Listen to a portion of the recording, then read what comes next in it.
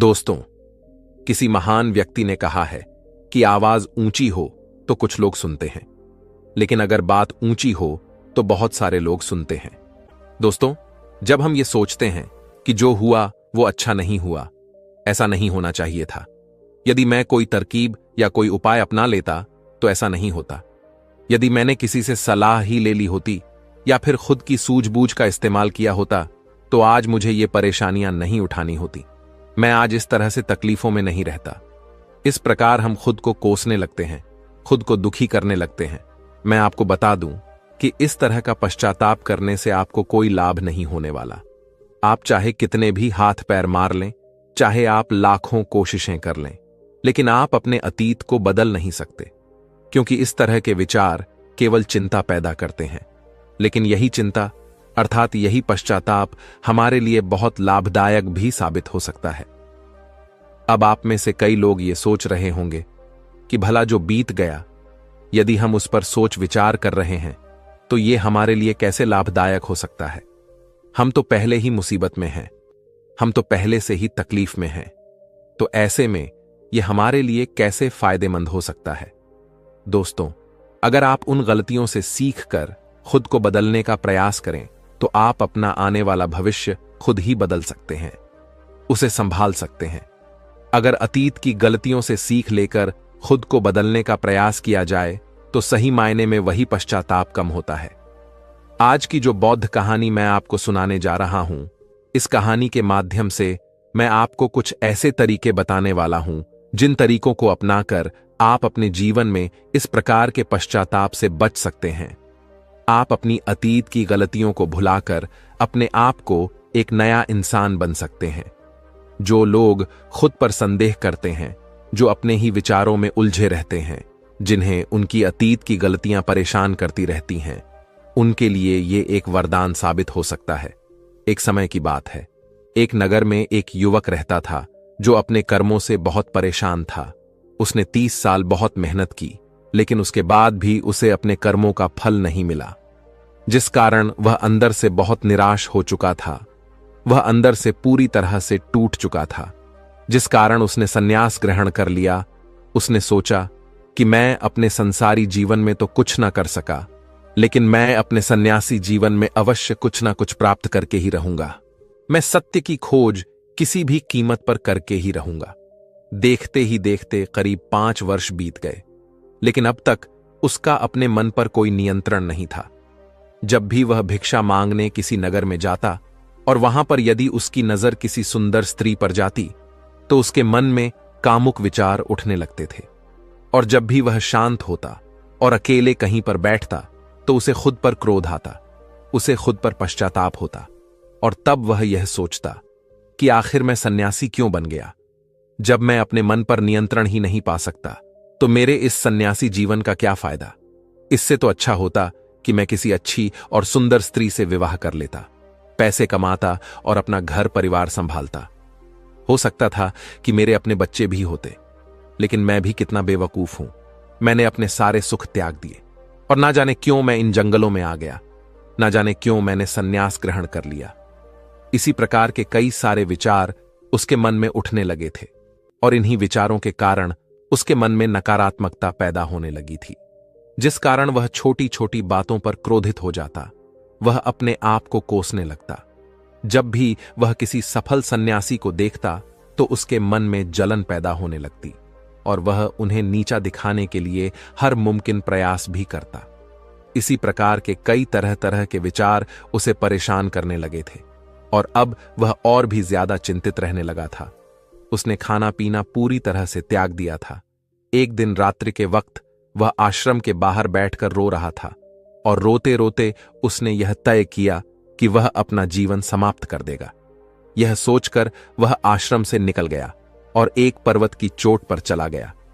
रोते रोते वह यह सोच रहा था कि मैं चाहकर भी अब अपनी पुरानी जिंदगी में वापस नहीं लौट सकता, क्योंकि मैंने सबके सामने सन्यास ग्रहण किया है, और एक बार सन्यास ग्रहण करने के बाद इंसान का घर परिवार सब कुछ छूट जाता है।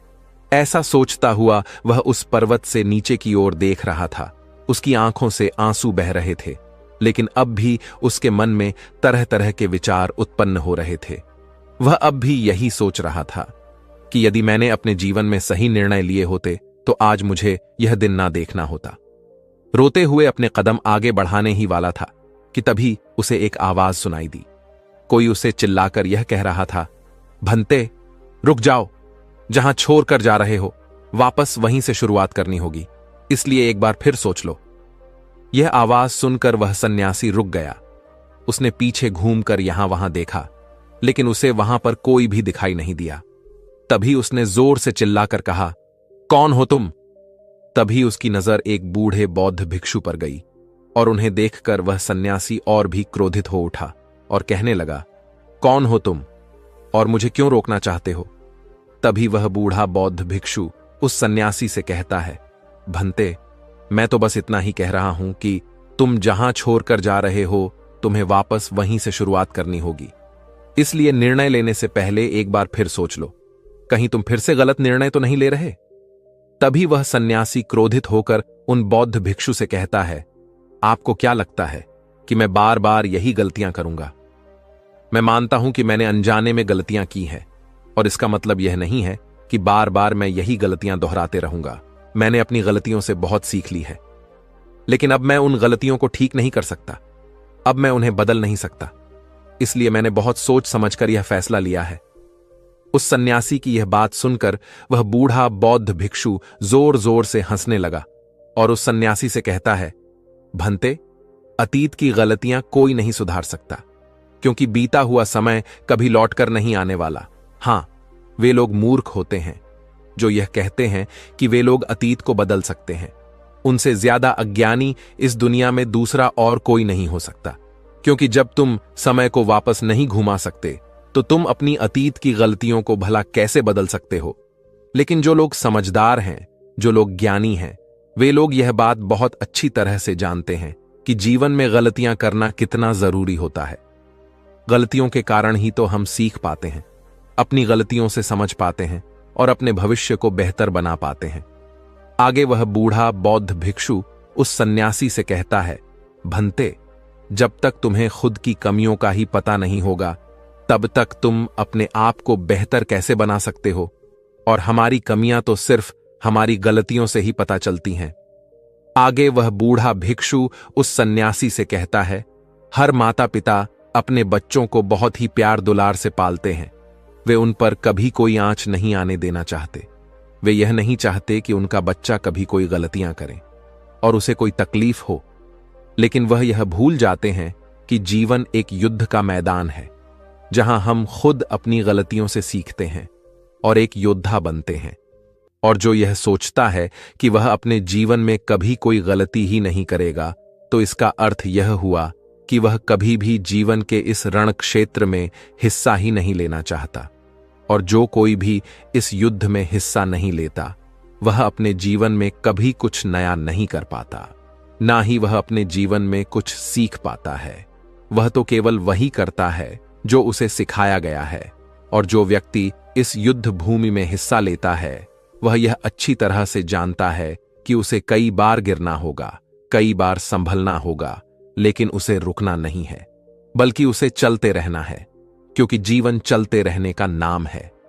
इस पर वह सन्यासी और भी क्रोधित हो उठता है और बौद्ध भिक्षु से कहता है, आखिर तुम कहना क्या चाहते हो? तुम इस तरह से मेरा समय व्यर्थ कर रहे हो।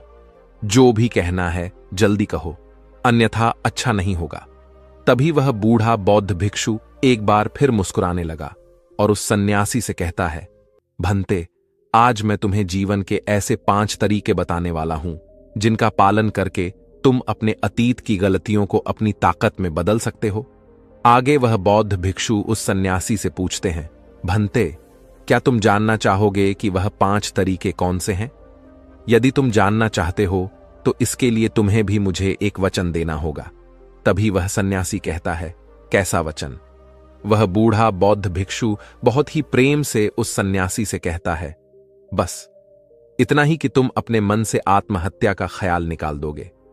सिर्फ तभी मैं तुम्हें यह 5 बातें बताऊंगा, अन्यथा तुम अपने फैसले पर अटल रह सकते हो। लेकिन याद रखना कि जो गलतियां तुमने पहले दोहराई हैं, हो सकता है कि इस बार भी तुम वही गलती कर रहे हो।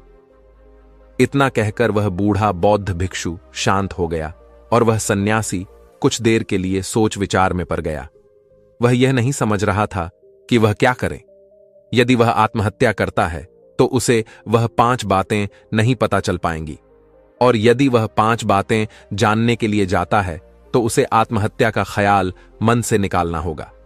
वह सन्यासी असमंजस में था, लेकिन काफी देर सोच विचार करने के बाद आखिरकार उसने उस बूढ़े बौद्ध भिक्षु की बात मान ली और वह उन बूढ़े बौद्ध भिक्षु के पास पहुंचा और कहने लगा, कहिए, आप क्या कहना चाहते हैं?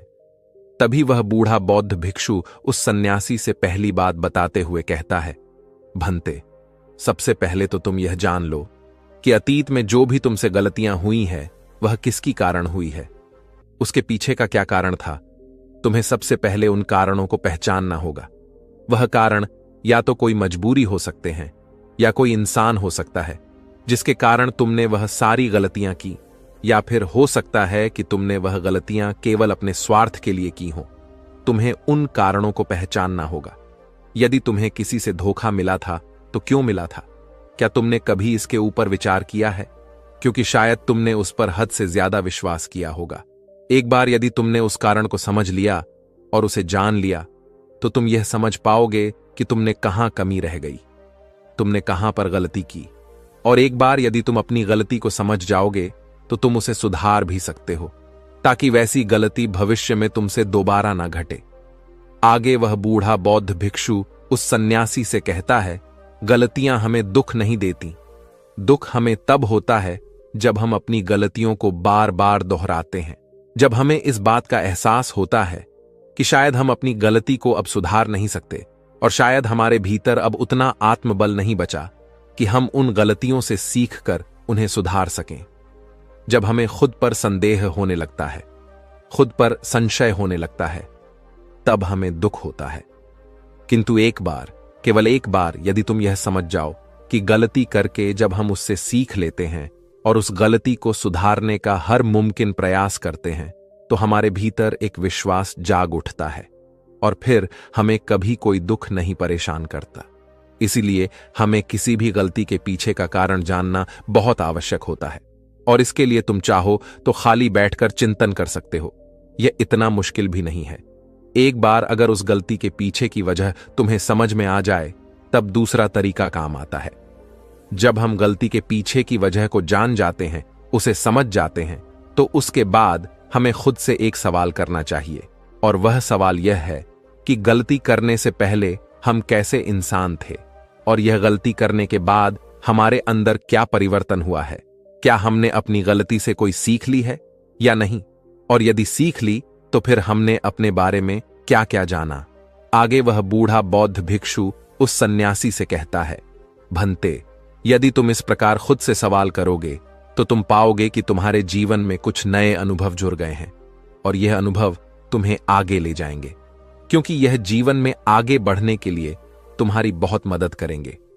तुमने देखा होगा कि जब किसी को जीवन में धोखा मिलता है तो अधिकांश लोग केवल यह सोचते हैं कि आखिर इसमें हमारी क्या गलती थी, लेकिन वह इस वास्तविकता को नहीं देख पाते कि आज तुम्हें धोखा मिला है तो क्यों मिला है। क्योंकि आप एक संवेदनशील इंसान हैं, और जब आप ज्यादा संवेदनशील हो जाते हैं तो ऐसी स्थिति में आपकी संवेदनशीलता ही आपके धोखे का कारण बनती है, और यही आपकी गलती है। और जब आपको अपनी गलती के बारे में पता चल गया तो आपने यह भी सीख लिया कि आपकी गलती थी।